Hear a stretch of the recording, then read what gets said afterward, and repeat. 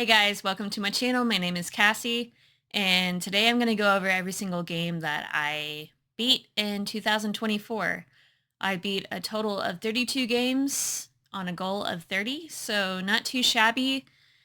And I'm going to talk about each individual game, whether or not I like them or not. And my next video is going to be my goals for 2025 as far as gaming goes.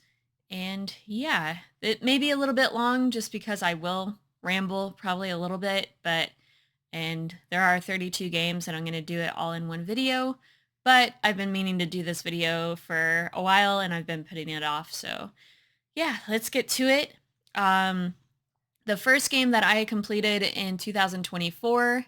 Now I just also want to let everyone know that none of these are replays. These are all new completions, new playthroughs. I've not played these games completely before. Some of them I dabbled in a little bit beforehand, but for the most part, these are all brand new and fresh. So yeah, first game was Alan Wake Remastered. This was a rollover from December of 2023. It was our Game Club Game of the Month game for December.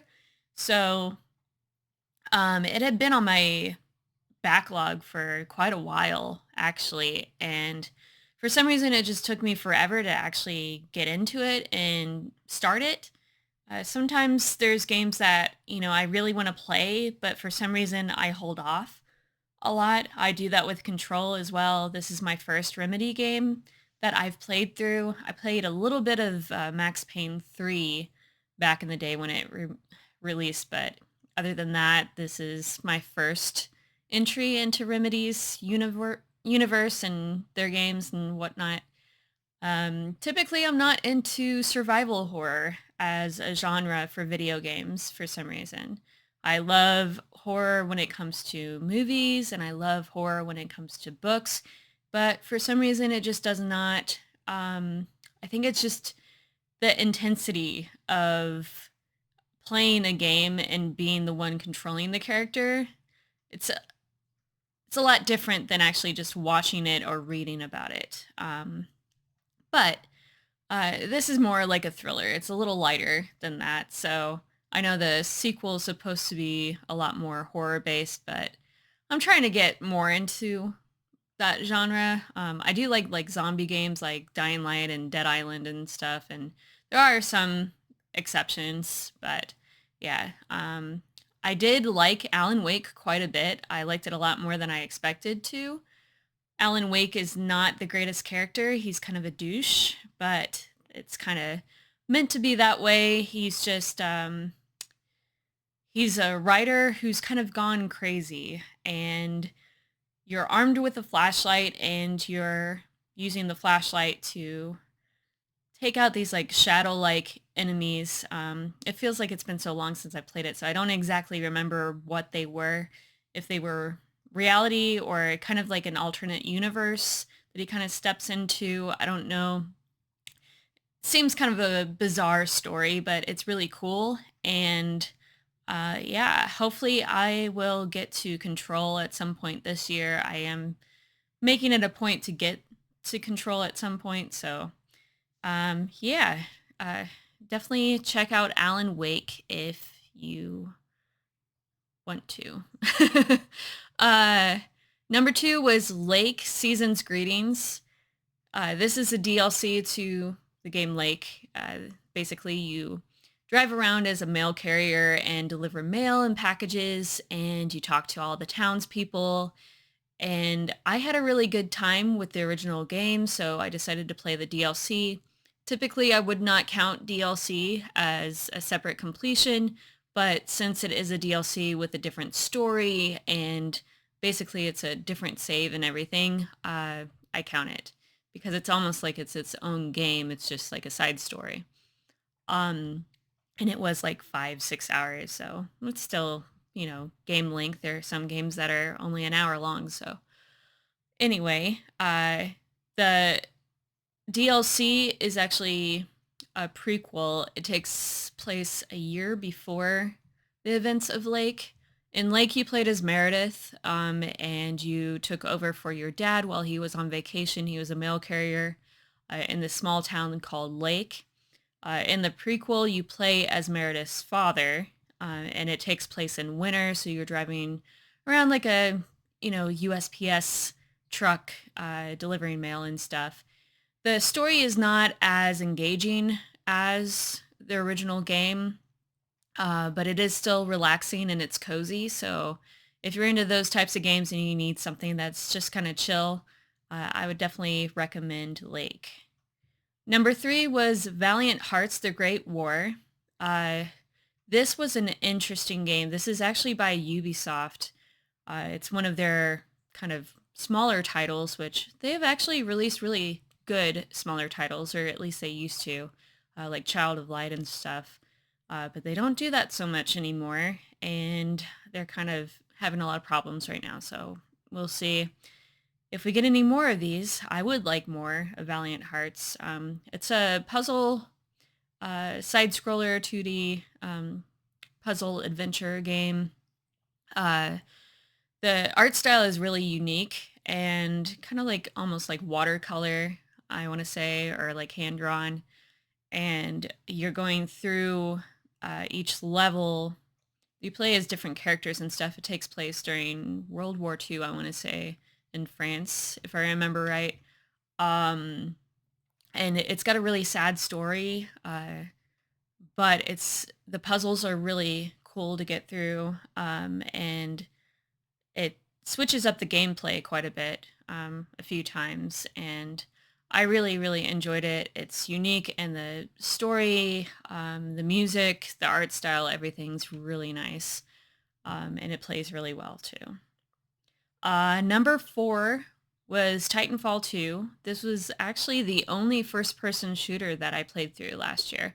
I did dabble in Black Ops 6. I got through to like the middle chapter. I was halfway through, and the middle chapter just changed it and didn't make sense to the story, so I quit. But I liked the rest of it. But anyway, Titanfall 2 is regarded as one of the best first-person shooters of all time. So I decided I was going to dive in. I never did play the first Titanfall, which was online multiplayer only, I believe. It did not have a campaign, so that's why I didn't play it. But it's actually pretty cool, the mechanics that they used in this. Wall running was really smooth, and jumping through time was pretty cool too. I will say, like, on a narrative standpoint and like as a shooter, I think it's good, but it's more like leaning towards okay for me. I didn't really grow up with Gundam or mechs. I do like Transformers, but that's about as far as I go um, when it comes to that type of genre. So I don't know if that's why I didn't resonate with it as much as a lot of people did. But it's still a good game. I'd still give it like an 8 out of 10. I don't think it's as good as what a lot of people let it off to be. I know that's an unpopular opinion, but um, number five is Dave the Diver. Dave the Diver is an excellent video game. It's so many different genres in one. You play as Dave, and you scuba dive during the day and evening, sometimes night if you want to.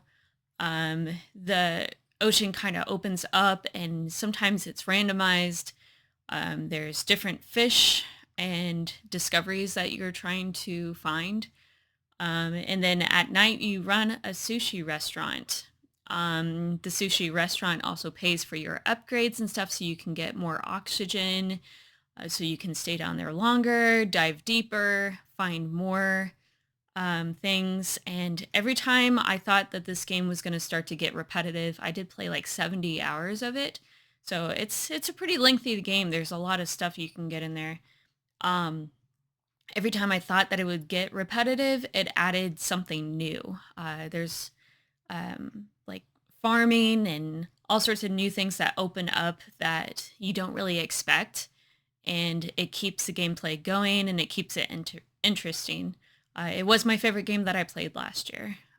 even above the ones that released in 2024. This was a 2023 game, but I highly recommend that game.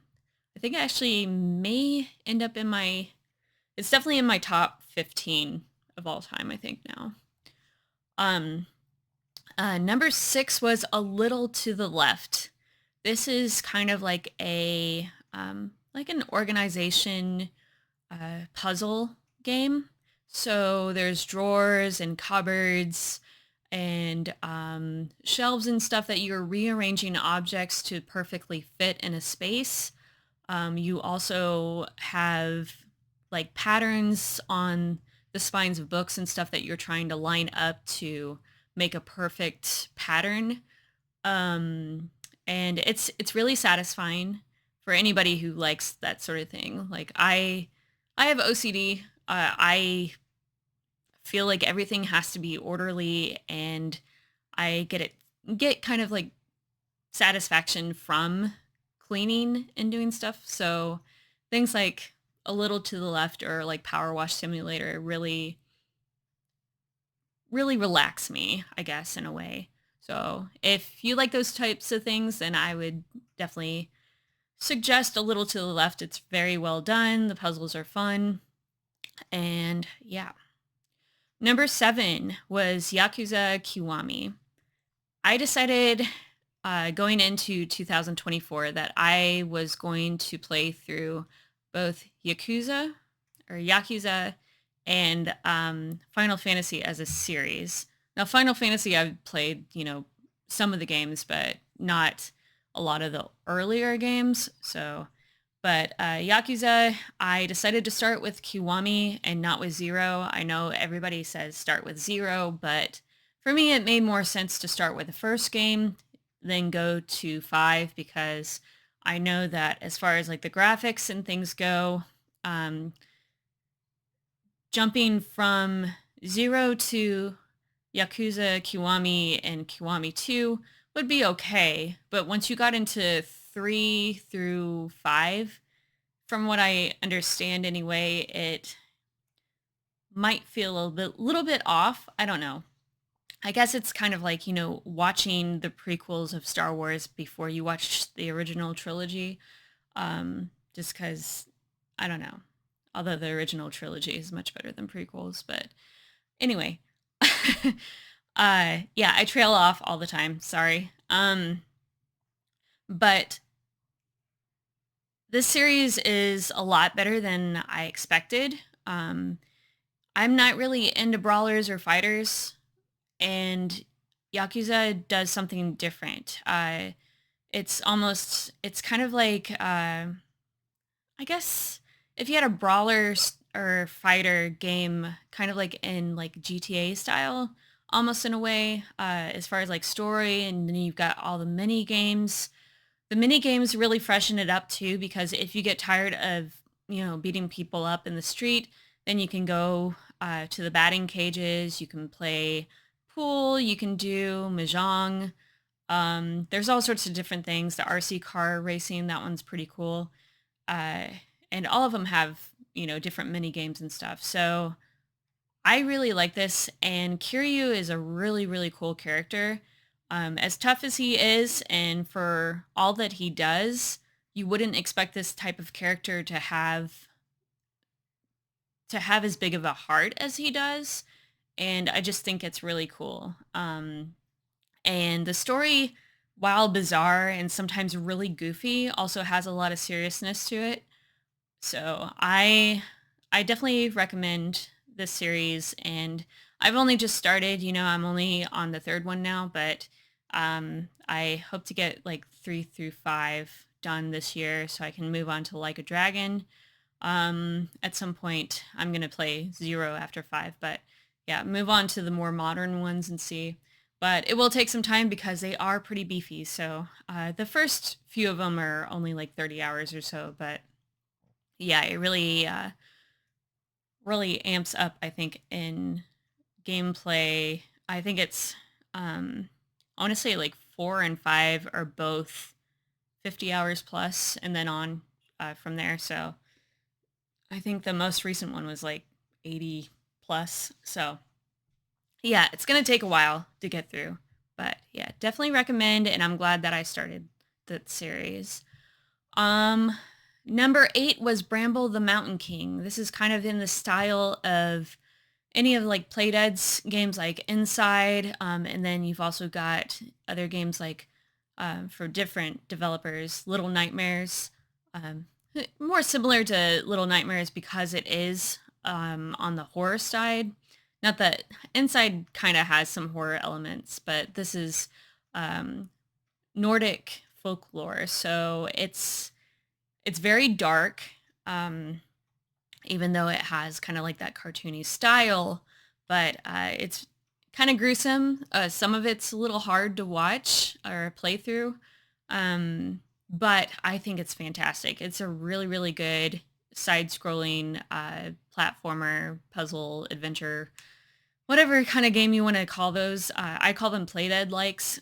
So I love these types of games, and Bramble's an excellent addition to that. So. Number 9 was Rise of the Tomb Raider. This is the sequel to the reboot that came out in 2013-14.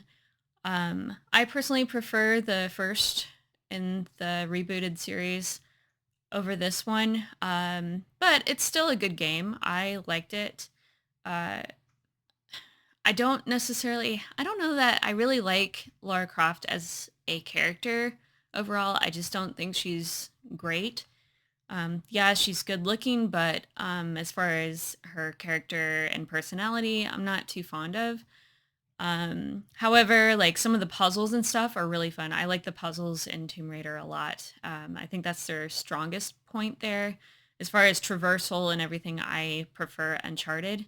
But that's not to say that it's not still good, and I need to get to Shadow at some point. Definitely. Number 10 was Persona 3 Reload.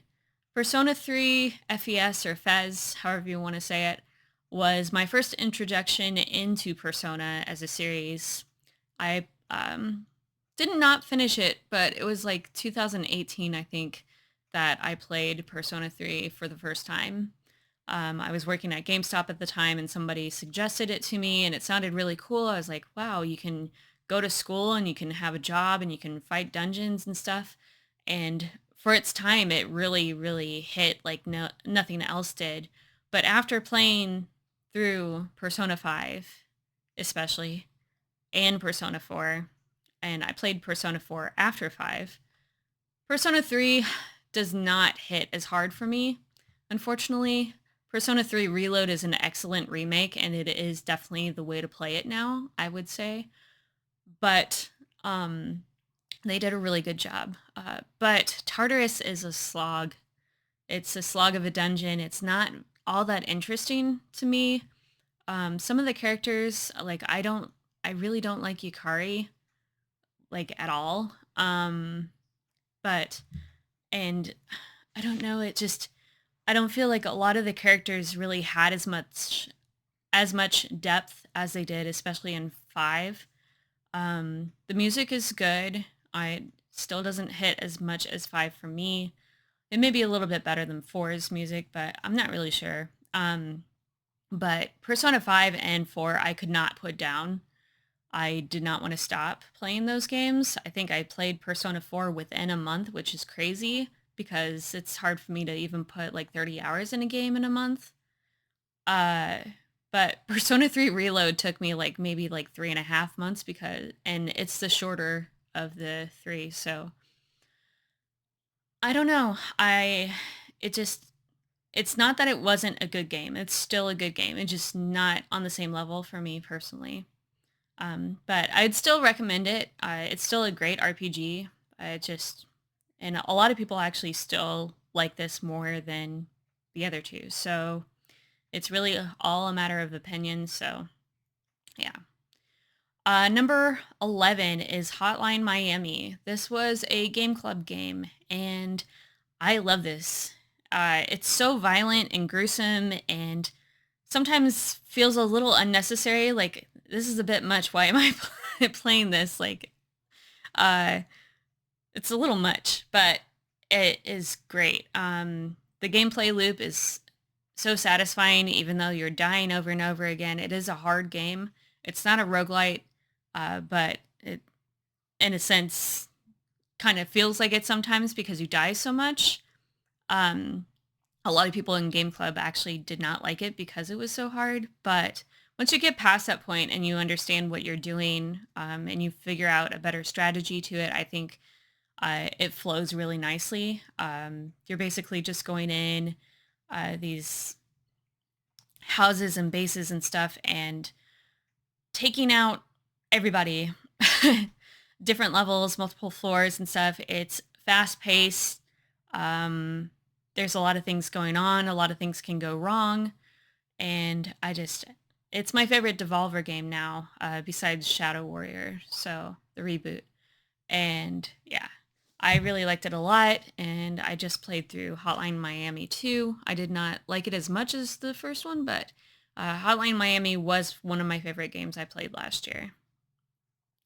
Number 12 is A Plague Tale Innocence. I had heard so many good things about this game for a long time, and it sounded really interesting, and it definitely is. It does a lot of things that are different from, uh, I guess, other games. You've got all these rats on the screen at a time, like thousands of them on the screen at a time, which is pretty impressive, especially for it being, I think it's an indie studio, but being a small team and being able to manage something like that most AAA don't even have, um, I think that's pretty impressive.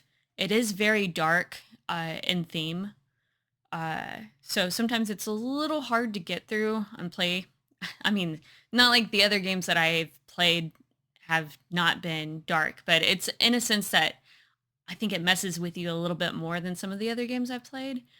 Um, just just thinking about that time and just it kind of gave me nightmares, which I'm not the only person that has said that before. So maybe it's all the rats on the screen and just grossness of it, I guess. Um, it is pretty gross, but it is a really good game. But it's going to be a while before I play through the sequel. Maybe this year, maybe next year. I'm not sure, but yeah, I definitely recommend it though. Number 13 was Brotato. This is basically just like a Vampire Survivor like roguelike. It's an auto shooter. You're playing as, I guess, a potato. And there's all sorts of different weapons and stats and stuff that you can stack up. Like I said, it's just like Vampire Survivors. The only thing I would say is that it is a lot more difficult than Vampire Survivors. There's a lot more strategic ways of going about this game as far as matching up different weapons with different abilities and stuff. They definitely make more of a difference in this, and it can be pretty brutal, but it is really fun, and I highly recommend it if you like roguelikes, especially if you like Vampire Survivors, but, excuse me. But the only thing I would say is also the background is a little dull, like, it's just kinda like a gray background, and I think if they added more of a theme or something in the back, it would make it a little more interesting because I did play this for hours and hours and hours and hours, and staring at the same, like, gray space kinda gets boring, but, other than that, it's great. Number 14 was Little Kitty, Big City. This is, an indie kind of like adventure game with a cat, kind of, I guess, in the sense more like Untitled Goose Game than it is Stray. You're a cat and you're going around kind of causing problems, stealing fish and stuff from the markets, and you're um, stealing people's like donuts from them so you can get a bird to fly down in front of you so you can pounce on them for achievements and stuff. Yeah, it's really cute, and there's a lot of puzzles and stuff to get. It's got some collectathon elements to it. I liked it quite a bit. I wouldn't say it's like great, but it's definitely good. It's worth playing if you're looking for something cute and cozy and just something fun to pass the time. Number 15 was Final Fantasy. Like I said with Yakuza, I was going to go through Final Fantasy. I've only fully played through 10, 15, 16, and now the first Final Fantasy. I played the Pixel remaster of this, and it holds up really, really well. This game is as old as I am. I was born in 1987. It came out in 1987, and it's especially for that time. I think a lot of RPGs playing them now, they're kind of hard to go back to, but this one did not feel like that. Of course, the characters, they don't, they're not all that interesting. You can kind of just, they don't even really have names in this one. You can just kind of choose what kind of style you want to play as. If you want a white mage, black mage, um, and then so on from there. You just kind of choose what you want your team to be. It is pretty basic in those terms. But this one's only about like 25 hours long or so it's not nearly as bad. And the Pixel remaster makes the visuals a lot more, I guess, a lot nicer to look at. And the music's still fantastic. I mean, what Final Fantasy does not have fantastic music? I mean, it's just, yeah. I'm glad I played through this, and hopefully, I don't know if I'm gonna play through all of them in order. If I'm gonna skip around, I think I might skip around just to keep it fresh. But so far, it's only been Final Fantasy that I've dove into.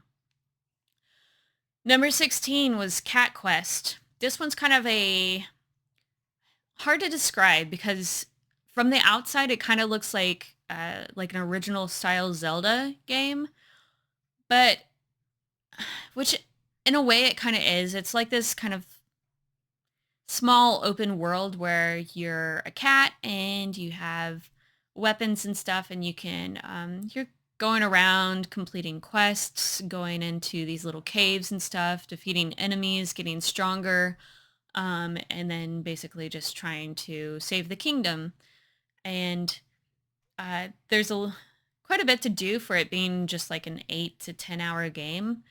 The only thing I would say is that it does get a little repetitive. So it may be a while before I play Cat Quest 2, but it was enjoyable for its time. So I definitely would recommend these. Just it's one of those I'd play in doses. I probably will play Cat Quest 2, if not this year, maybe next year, but I have to take a break in between them.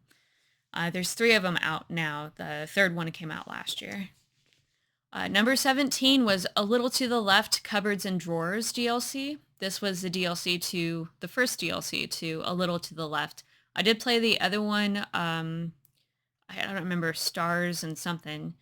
And I did not like that one as much, so I quit. I didn't finish it, but Cupboards and Drawers is more focused on the cupboards and drawers and organizing than it is all the other things like matching up patterns and stuff, which I prefer the organizing. That's what I like. So I did really like this DLC quite a bit and would recommend it if you played A Little to the Left.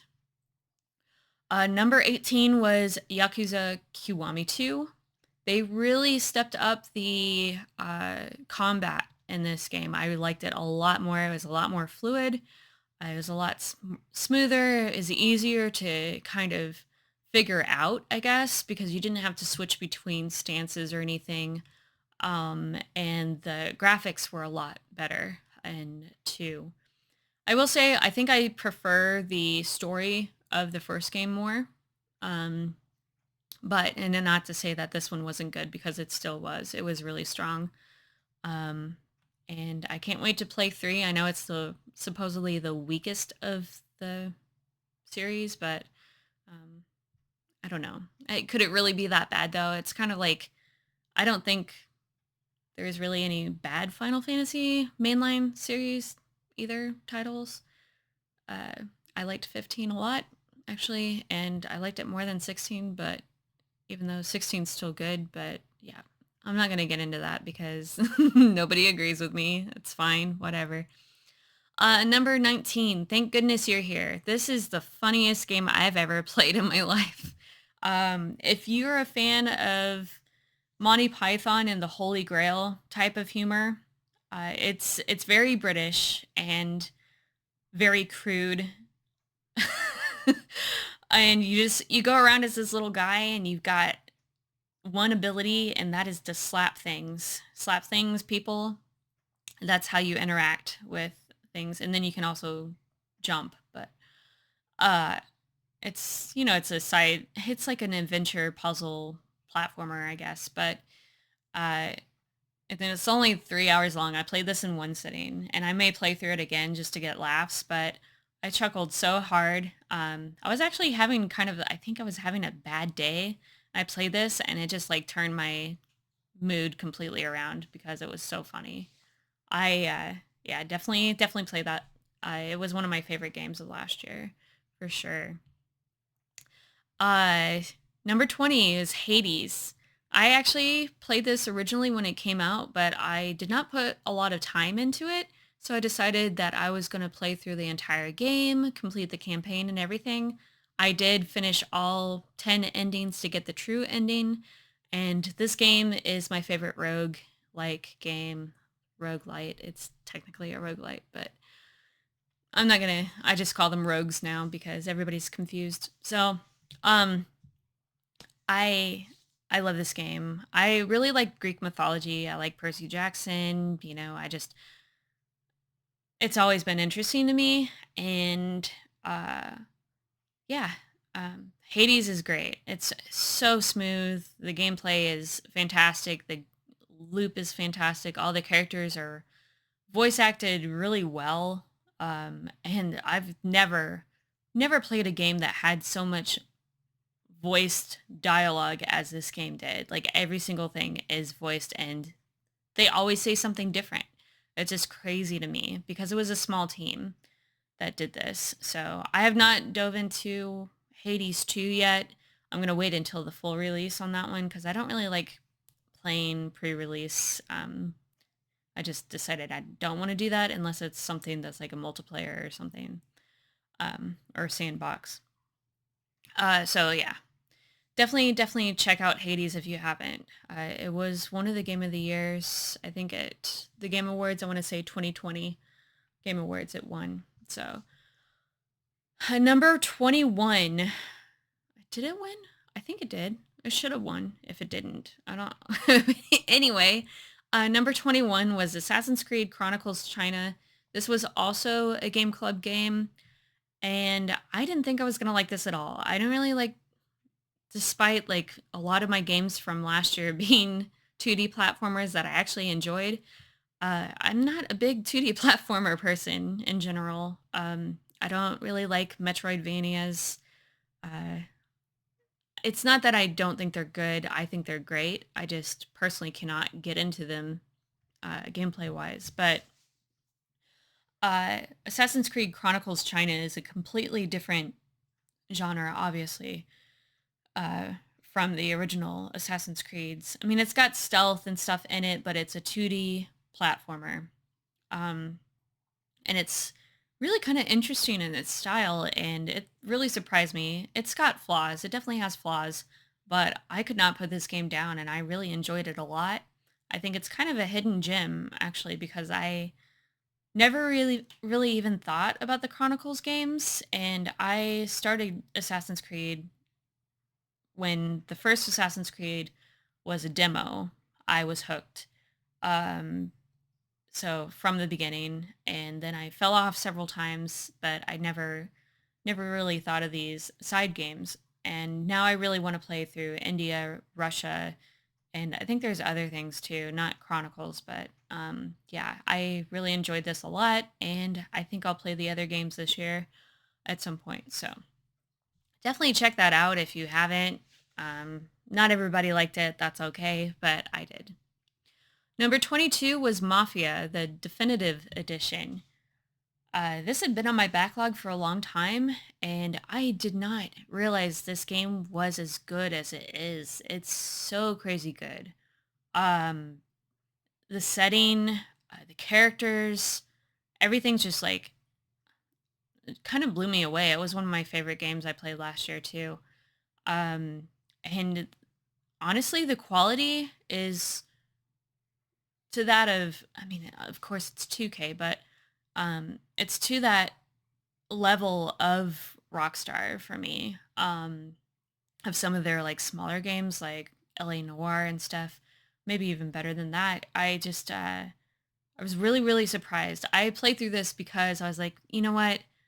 Mafia's been on my backlog for a long time, and then they announced Mafia: The Old Country, and I was like, man, this looks damn good. I gotta play this.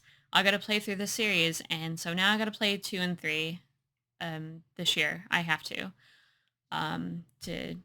get ready for The Old Country. I know I don't really necessarily have to play them in order, but I'm going to. And Mafia 2 is downloaded on my console right now, along with like 30 other games, so it'll get there. Number 23. This was my favorite 2024 game. It was my number one. It was my game of the year. It was Astrobot, which isn't really a big surprise. If you know me, you know that I love 3D platformers.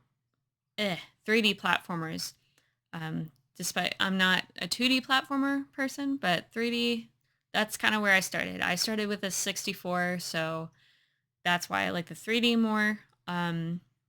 Banjo-Kazooie was the first game I got, so I definitely am hooked to these types of games, and we don't get a lot of them anymore. I love collectathons. They're so much fun. Tinykin, shout out to Tinykin because that's an amazing indie 3D platformer collectathon, whatever, with like some Pikmin elements in it, and more people should play that, so go play it. Um, Astrobot was so good. Everything it did, the haptic feedback that it used on the controllers, the DualSense, it's not been done in many games. Surprisingly, I mean, we've had the PlayStation 5 since 2020, and it's been almost 5 years, and hardly anything uses these features, and I honestly forgot they were even there. But Astrobot, like, made me realize, wow, there's a lot that can actually be done. Sometimes it almost feels like realistic, like VR without having VR, just more like a, I mean, it's haptic feedback, but yeah, it feels so realistic in some senses. And it's just really, really cool. There's so much nostalgia, so many cameos from characters that we loved back in the PlayStation 2 days, PlayStation 1, PlayStation 3, that we just, so many franchises that kind of went and never returned. And it's, they've also added like DLC. It's been free. They're constantly giving new things. Well, they were. I hope that they continue to do that because I will keep playing this. And I don't typically go back for DLC, but I did all the speed runs. I tried really hard to get as far as I could or as high of a score as I could. I think I got pretty good scores in the first two, but the others, I kind of lost patience. But especially after like I just my fingers, my thumbs, they started to hurt, and I stopped. But yeah, and then we got the winter area at the end of December, so close to Christmas time, we got like a Christmas um, little world to or planet to jump into, and it was really nice and refreshing. So I've still got it out and ready to go. I have not deleted it off my console because I feel like we still have more to come. Hopefully. Um, Number 24 was the Plucky Squire. Unfortunately, this was my biggest disappointment of 2024. I was super, super hyped for this game. It seemed so cool. The concept was really cool. Jumping in and out from 2D to 3D. It seemed a lot more fluid than it would be, but unfortunately, I had a lot of problems at launch. There were a lot of glitches. I had to leave the game and come back in a few times because I got stuck and could not progress any further. It held your hand a lot. I wish that there would have been like some options to turn that off because it felt like the entire game felt like a tutorial. Once it introduced something new, it would quickly move on to the next thing, and it was something new to learn. As far as using the words, which this was the most used thing, was replacing words on a page to change the environment around. And while this might seem innovative to most, but I've seen it done before. Beacon Pines did it before, and I really liked Beacon Pines a lot. And nobody talks about that game. I don't think a lot of people played it, but it did things that this game does that people think are crazy new, and they're not. So definitely check out Beacon Pines. The Plucky Squire, I mean, it was the developer's first game, but they had previously worked on, I think, Pokemon Sword and Shield. So it's not like they, haven't made games before. I don't know, like, all the details and stuff. And it is Devolver, so I was super excited for it, but unfortunately, it's not a terrible game. There are some fun things to it, but it could have been a lot better than it was. Number 25 was Persona 3 Reload Expansion Pass. This was episode Aigis. I like Aigis a lot. I think she's probably one of the strongest characters in Persona 3 Reload, or Persona 3 in general. I think she's a really cool character. She's the only one that I really kind of connect with at all. I think she's cool. But the DLC, I thought it was going to be like 10 hours long, and it ended up being like 35, 40, something like that. It may have been longer than that, and it was a little bit too long, and I wanted it to be over with. I did not like the DLC at all. I didn't think it really added anything to the story that was all that important, and I just, personally, if I could go back, I would just skip it. Number 26. The Quarry. This was a Game Club game, and by the same team that did Until Dawn, Supermassive. And I know I said earlier that I don't really like horror games, but I like other horror media. But Until Dawn is one of my favorite games, and The Quarry, I actually think I might like it more. I think that this would be better as a movie than Until Dawn. Uh, the characters were really annoying at first, and they all grew on me too, except for one. Um, but yeah, I really enjoyed this, and all the acting was phenomenal in this game. I thought it was very well done. It was very interesting. The lore was cool.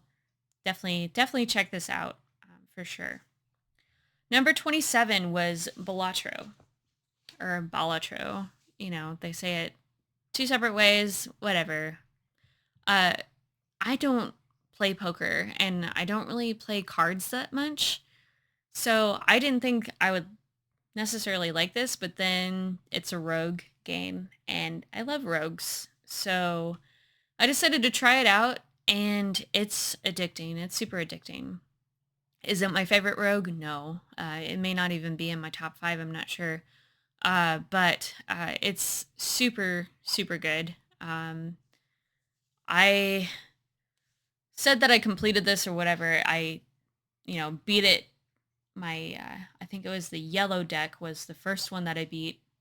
And now I've beat like 5 decks. So yeah, definitely check this out. Even if you're not a card player, it's super addicting. And it's good to pass the time with. I'm still playing it. I'm still trying to beat every single deck and unlock every Joker. And yeah, I don't know if I'll 100% complete it because there's a lot to do. But It's definitely worth playing. Number 28, Life is Strange Double Exposure. The first Life is Strange is one of my favorite games of all time. I love Max Caulfield. Bleh. I love Max Caulfield. And when uh, this game was announced and that she was like coming back, I was so happy because she has not been back since the original game. Um, there was a prequel to Life is Strange before the storm, but it featured Chloe and Rachel instead. So this was Deck Nine. It's not Don't Nod, but Deck Nine's been doing the Life is Strange for a while now, so um, I thought it was okay. I did not like it nearly as much. It takes place like 10 years after the events of Life is Strange. I want to say, I think it was 10 years. Um, but it's definitely not as strong, especially on the emotions, because the first Life is Strange, oh my gosh, what an emotional game. It's so heavy. Um, but this, I mean, this didn't really even, I don't think I even cried at all while playing this game, and I'm not used to that while playing Life is Strange. So yeah, I mean, it's good. I think it's worth playing if you played the other games, but definitely check out the other games first. Definitely, I mean, don't play this out of order because at least Life is Strange before the storm and then Double Exposure. I don't think Life is Strange 2 or True Colors are necessary, but yeah, definitely play the other two. Number 29, Duck Detective: The Secret Salami. This is a detective mystery game where you play as a duck detective and you go around and you're trying to figure out who stole the salami, um, somebody's lunch in the break room of this one place. And it's funny. It's kind of like Case of the Golden Idol, but a cuter version of that.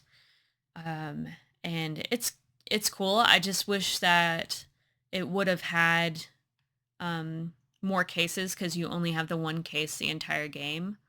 But there's more games coming out, or at least one other game that's coming out. The sequel is coming out this year, so at some point.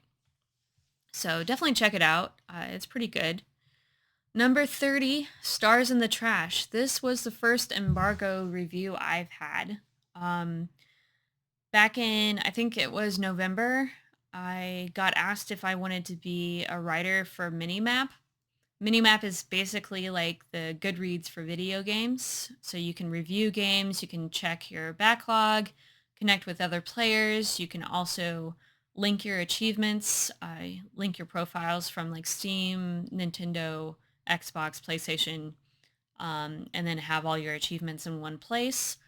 Um, I've been using it for over a year and I really like it a lot. And I don't know how I got asked if I wanted to be a writer.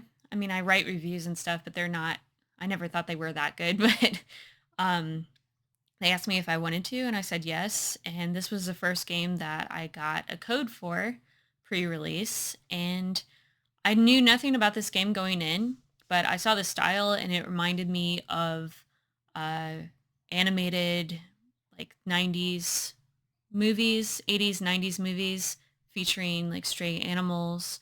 Um, guess kind of like All Dogs Go to Heaven or Lady and the Tramp. I think that was late 70s though, but I could be wrong. And then like other games too, but or other movies as well, but there were so many back then that I grew up on, and this has that kind of animation style. Everything is hand drawn. The backdrops are all in watercolor. It's only an hour and a half long, but you play as a cat, and it's like a 2D platformer adventure game, and it's really really cool. It's definitely worth checking out for sure. They don't have a ton of reviews on Steam. It's kind of went under the radar. Nobody talked about it, but I highly recommend it, and I think it's a pretty good price for what it is. I think it's under $10. Even though it's only an hour and a half, it's enjoyable, and you can also go back and collect what you missed in the game, so you could get a little more time out of it as well. Number 31 was my second embargo. This was Nico Dorico, The Magical World. I first saw this revealed at, it was during Summer Game Fest. I want to say it was Future Game Show that had it. And I remember it being like kind of like a Donkey Kong Country like, also mixed with Crash Bandicoot, which we don't really get either one of those types of games ever. We hardly ever get any games that are like Donkey Kong. And I like Donkey Kong Country a lot more than Mario, but I've always have.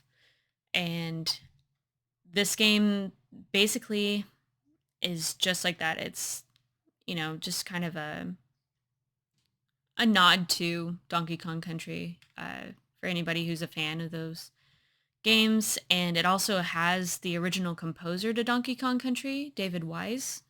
David Wise, I think that's his name. Um, and you can definitely tell. He also composed Star Fox Adventures, which I also love. Uh, he composed a Diddy Kong Racing, which is the best racing game. Yes, above Mario Kart.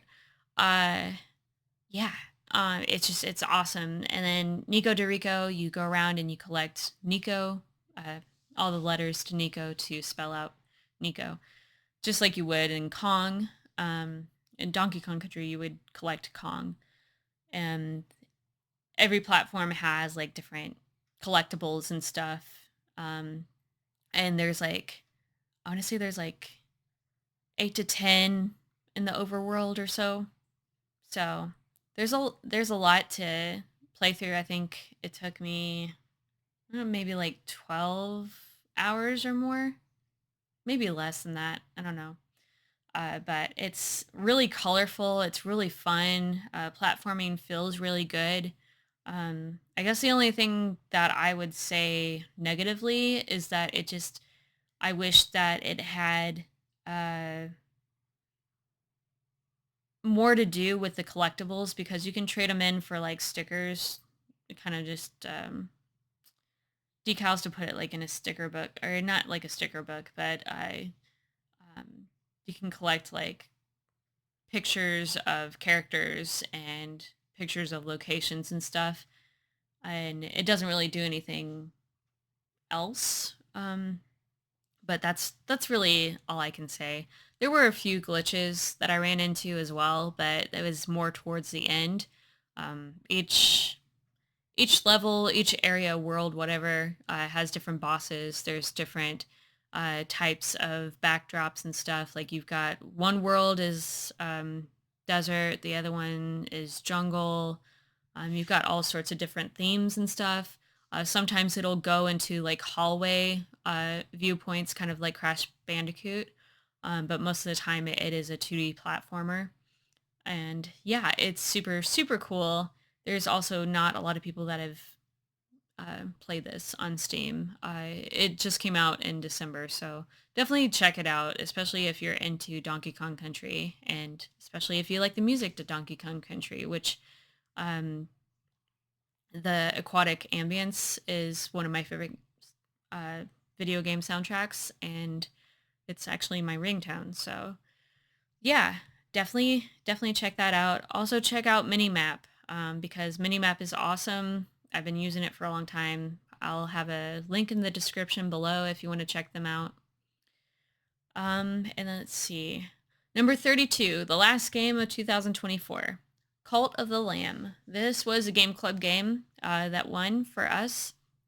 I had a lot of performance issues with this game. Every time the day like turned over to the next day, it would kind of stutter and pause. And then anytime I had to select a follower for anything, it would do the same thing. But other than that, this is a really cool game. It's kind of like Animal Crossing meets Hades. It's a roguelike. You have all these different dungeons and stuff that you're going through, and you're a lamb, and you're trying to gain a cult following and defeat all of the evil or whatever and take over.